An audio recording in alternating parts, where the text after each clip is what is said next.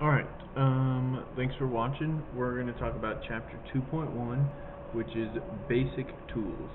So our objective is to plot points and find the distance and midpoint between them. So this is going to be really easy. You've had this in probably pre-algebra even, but it's the formulas that we're really going to get into. So this is called a Cartesian plane. So in my Cartesian plane, we have four quadrants, and they're 1, 2, 3, and 4. Okay, and they're labeled in that kind of a C picture there. So then we have ordered pairs. Ordered pairs are x comma y. So we have our x-axis and we have our y-axis. And we graph it in that order. So we will graph our x-coordinate, which is left or right, and then we will graph our y-coordinate, which goes up or down. Okay, and that's kind of how the Cartesian plane works. This is a two-dimensional drawing. Okay, three-dimensional would have a z-axis that comes from here straight out, and then straight back into the paper. So simple. Plot the points and give their coordinate.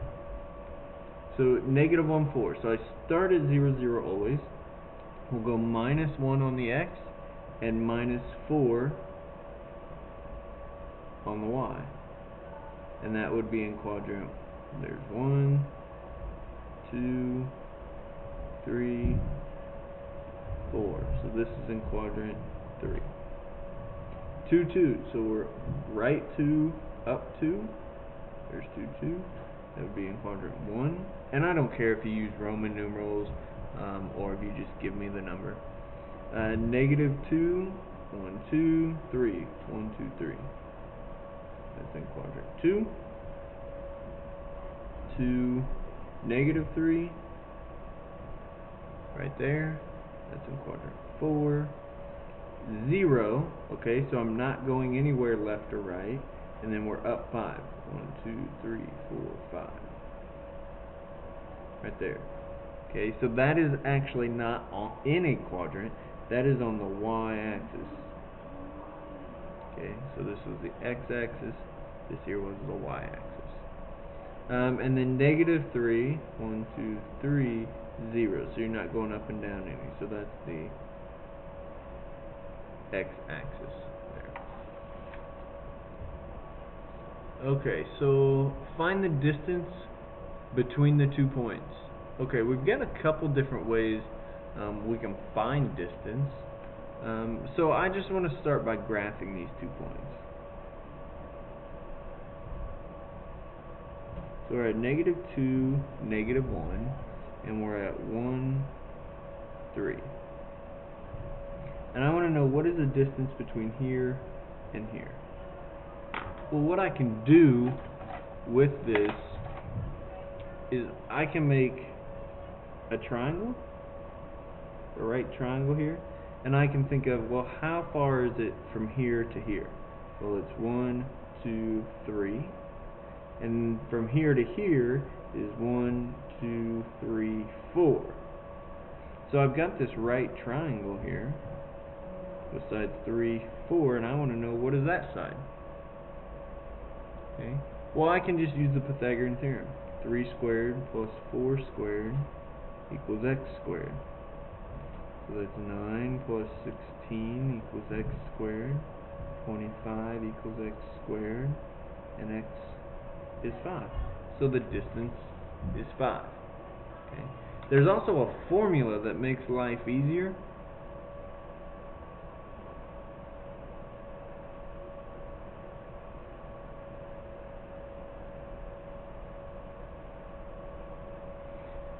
And I don't really want to get into the details about how this formula was created, but I will tell you it's the Pythagorean Theorem here. It's exactly what we just did doing this way.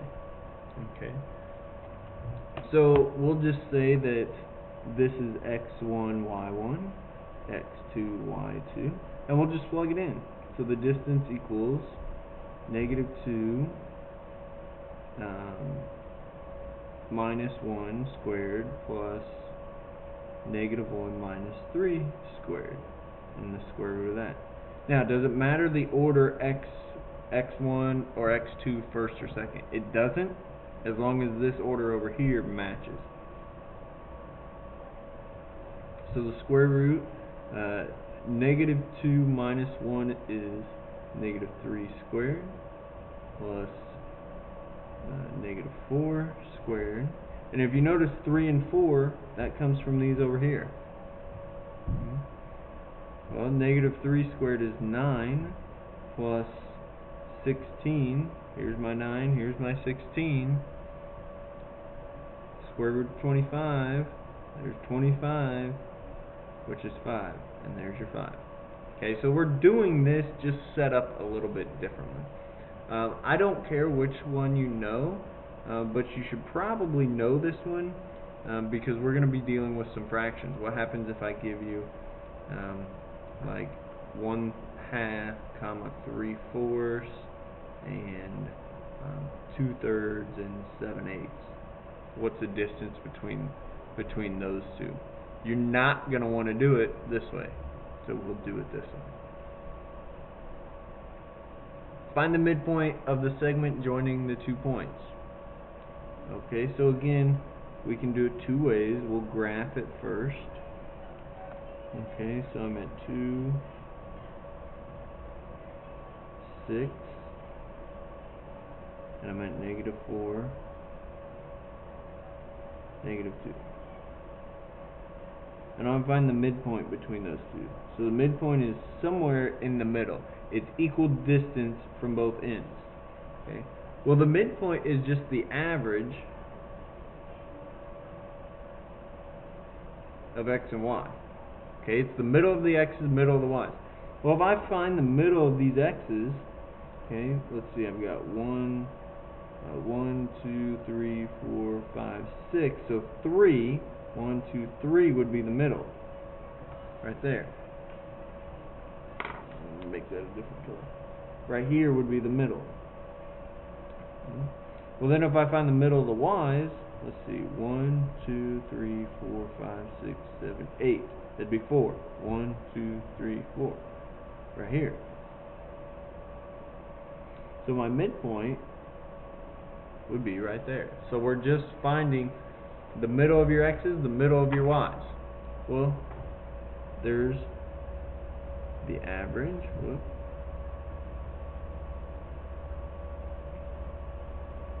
And there's our formula. I find the middle of my average of the x's, the average of the y's. So again, x1, y1, x2, y2. So I'll take 2 plus negative 4 over 2, comma, 6 plus negative 2 over 2. So let's see, 2 plus negative 4 is negative 2, divided by 2, that's minus 1, which we had minus 1 was the middle of our x's, and then 6 plus negative 2 is 4, divided by 2 is 2. So negative 1, comma 2. So negative 1 up 2, which is the middle of the y's. So it doesn't matter which way. Okay, but if we go back to kind of some college algebra level, that was pretty easy there. What if I have this?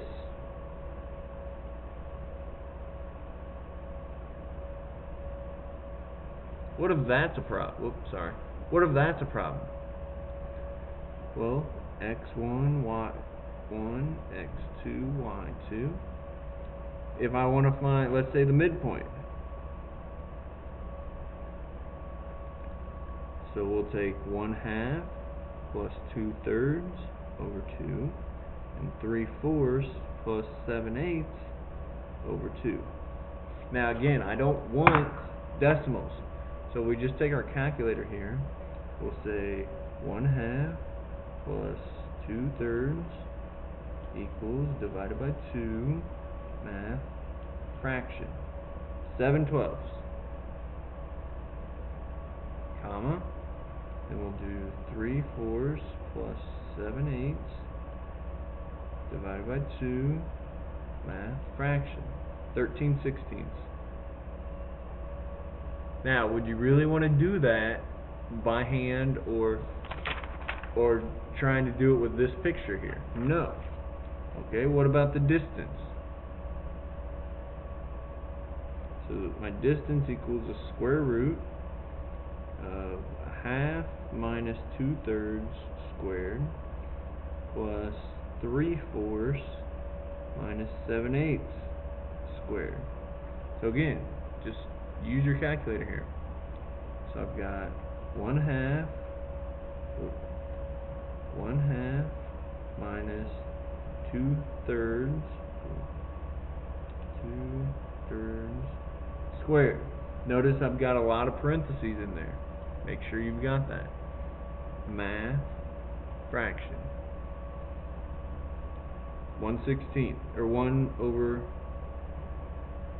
36 plus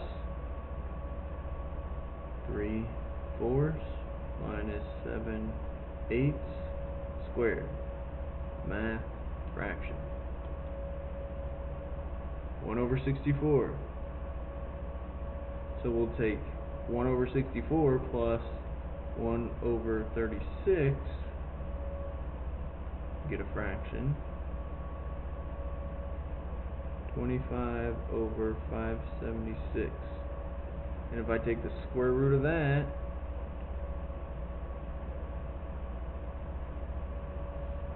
remember we want, see, it gives it to me in a fraction. 5 over 24. Already gave it to me in a fraction. Okay. Now that kind of happened out pretty nice. I just made this problem up and I got 5 over 24. But again, right here you'll just take square root of 25, square root of 576. Well, square root of 25 is 5, and I'm assuming the square root of 576 is 24. Not always does that happen. You might have to rationalize the denominator there and get it off. Okay, so here's your suggested problems. Not very many of them. Let's see. Let's get a challenge problem here. We're on page 186.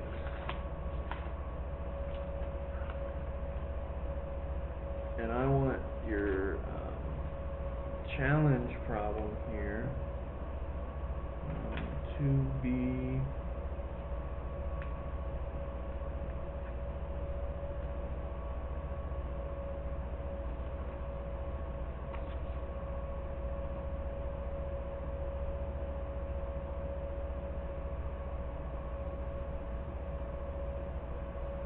number 57. Will be your challenge problem for this time. Okay? So if you got questions, let me know. Again, this is at THS Mr. Jones signing off.